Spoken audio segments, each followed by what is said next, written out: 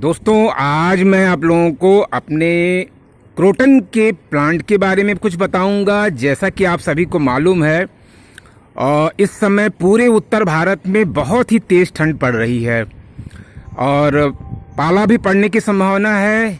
इतनी विकराल कोहरा भी बहुत ज़्यादा है, तो जाहिर सी बात है कि पेड़ पौधों के ऊपर तो इसका असर पड़ेगा ही पड़ेगा। कई पौधे ऐसे होते हैं जो ठंडी वाले होते हैं और कई पौधे होते हैं जो गर्म तासीर वाले होते हैं, यानी जिनको गर्मी पसंद है। तो ये क्रोटन जो है, ये तो इसको थोड़ी सी टेम्परेचर न तो बहुत ज़्यादा हाई चाहिए न बहुत कम, यानी दोनों ही कंडीशन में ये अपना रिस्पांस अच्छी तरह से नहीं देता है। और साथ ही साथ इसकी पत्तियों को नमी बहुत चाहिए, इसलिए बरसात के समय में आपने देखा होगा क्रोटन काफ़ी अच्छी कंडीशन में होते हैं और उस समय इसकी कटिंग वगैरह भी बड़े आराम से लगती है। लेकिन जैसा कि आप देख रहे हैं, अभी देखिए जनवरी की स्टार्टिंग है और पूरे नॉर्थ इंडिया में ज़बरदस्त ठंडी का प्रकोप है, बहुत ठंडी पड़ रही है। तो आप आसपास का वातावरण देखिए, बिल्कुल सूरज देवता के दर्शन ही नहीं हो रहे हैं। तो ये मेरा क्रोटन है, आप देखिए इसकी कंडीशन कैसी है। लोगों की ये शिकायत है कि उनके क्रोटन में बस अब डंठल ही दिखाई दे रही है, पत्तियां सूख करके गिरती जा रही हैं। लेकिन ये देखिए दोस्तों, मेरा ये क्रोटन जिस हिसाब से मैं इसकी केयर करता हूं, उस हिसाब से आप देखिए बिल्कुल हरा भरा और पत्तियों का कलर बिल्कुल वैसा ही है। हालांकि एक दो पत्तियां सूख करके गिरती हैं, तो वो तो जाहिर सी बात है, ये पेड़ पौधों में ऐसा होता ही है कि पत्तियां गिराते हैं मौसम चेंज होने के बाद। तो आप सबसे पहले ये देखिए कि कितने छोटे से गमलों में मैंने इसको लगा करके रखा हुआ है और काफ़ी ऊंचा हो गया है ये देखिए, काफ़ी ऊंचा हो गया है ये और इसमें अभी भी पत्तियां काफ़ी खूबसूरत दिख रही हैं।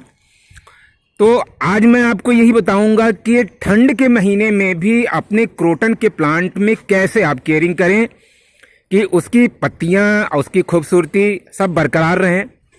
थोड़ा बहुत असर ज़रूर होगा, लेकिन बिल्कुल आपका प्लांट अच्छी तरह से सेफ रहेगा। तो चलिए मैं आपको बताता हूं कि मैंने क्या और कैसे किया है। तो दोस्तों, सबसे पहले आप ये ध्यान रखें कि आपकी क्रोटन में ठंडी के समय में मिट्टी में पानी की मात्रा बैलेंस में रखें, बहुत ज़्यादा पानी इसमें न डालें। आजकल मिट्टी वैसे भी जल्दी सूखती नहीं है, तो मिट्टी सूखने भी ना पाए और मिट्टी में बहुत ज़्यादा वाटरिंग भी न रहे। तो आपकी मिट्टी की कंडीशन ऐसी होनी चाहिए जिसमें पानी अगर ज़्यादा कभी बाई चांस हो भी जाए तो वो नीचे से छन करके निकल जाए। तो मिट्टी जब भी आप इस बनाएं तो परलाइट का यूज दोस्तों ज़रूर करें।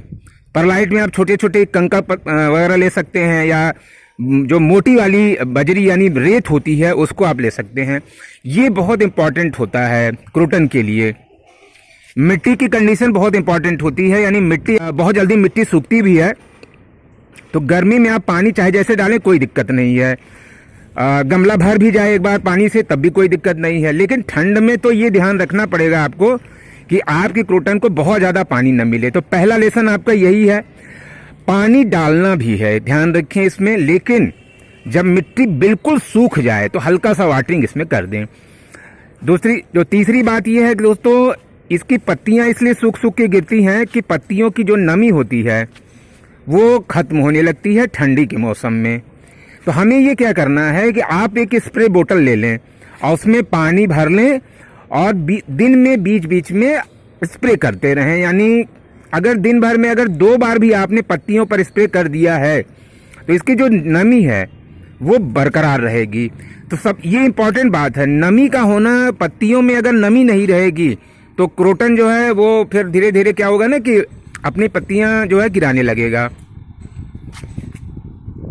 तो ये बहुत इम्पॉर्टेंट है, यानी पानी गमले में ज़्यादा न डालें, लेकिन ऊपर से जो है फुहार के माध्यम से इसके ऊपर पानी ज़रूर डालें, ये बहुत ज़रूरी है।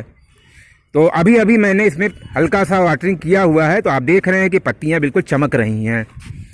और अभी देखिए जाड़े के मौसम में जाले अगर आपने कहीं इसको रख छोड़ा है, जैसे कहीं पर रख छोड़ा है इधर उधर, और आप ध्यान नहीं दे रहे हैं, तो इसमें मकड़ी के जाले भी बन जाते हैं। यानी स्पाइडर जो माइट्स होते हैं वो अपने जाले बना लेते हैं। तो ये जाले जो होते हैं ना, इसके लिए बहुत नुकसानदायक होते हैं। तो ये ठंडी के समय में ज़्यादा होता है। तो आप ये थोड़ा सा ये ध्यान रखें कि जाले वगैरह न लगने पाएँ। और तीसरी बात ये है कि इनकी पत्तियों पर भी कुछ कीड़े वगैरह लगते हैं ठंडी के समय में। इस पर माइट्स होते हैं, एफिड्स होते हैं, ये थोड़ा पत्तियों पर लगते हैं।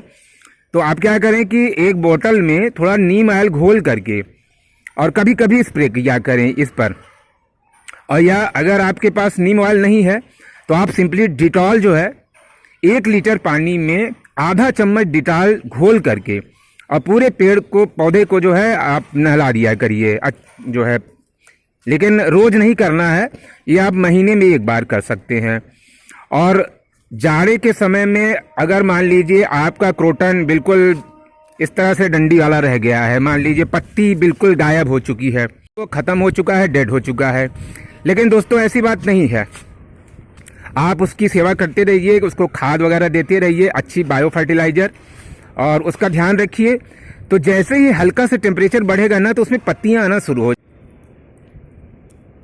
दोस्तों ये देखिए मेरे हाथ में ये क्या चीज़ है, तो इसके बारे में बताऊंगा। ये बहुत ही इम्पॉर्टेंट चीज़ है और मार्केट में ये बहुत सस्ती मिलती है। तो आज बहुत ठंडी हवा चल रही है, बहुत ही बिल्कुल शीतलहरी है। तो इसके बारे में मैं बताता हूँ आपको कि ये जो है एक मार्केट में आपको सुहागा के नाम से आपको मिल जाएगा। किसी भी पंसारी की दुकान में आप पता करिए, यानी जहाँ पे थोड़ा सा जड़ी बूटी वाली चीज़ें मिलती हैं, आप वहाँ पता करिए। ये सुहागा है, इसको आपको ठंडी के मौसम में ही यूज करना है और इसको मैं यूज करता हूँ। और इसी कारण से ये मेरे प्लांट जो है इस कंडीशन में है, ये तेज ठंडी में भी। तो इसका कितनी मात्रा आपको यहाँ यूज करनी है, बहुत महंगा नहीं मिलता है दोस्तों। अगर 10 रुपए का ले लेंगे तो आपको इतना सा मिल जाएगा। तो पता करिए इसको, सुहागा है ये। और इसको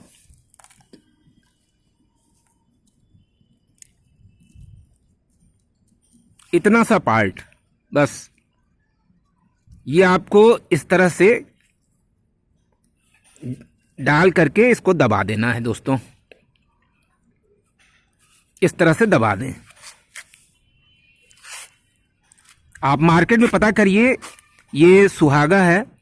और ये जो है मुझे यहाँ पर प्रयागराज में एग्रीकल्चर इंस्टीट्यूट है, तो एक स्टूडेंट ने मुझे बताया था कि मैंने उससे राय लिया था कि ठंड के मौसम में बहुत से पौधों में ये प्रॉब्लम होती है, तो उसने मुझे बताया। तो वास्तव में इसका रिजल्ट दोस्तों बहुत अच्छा है।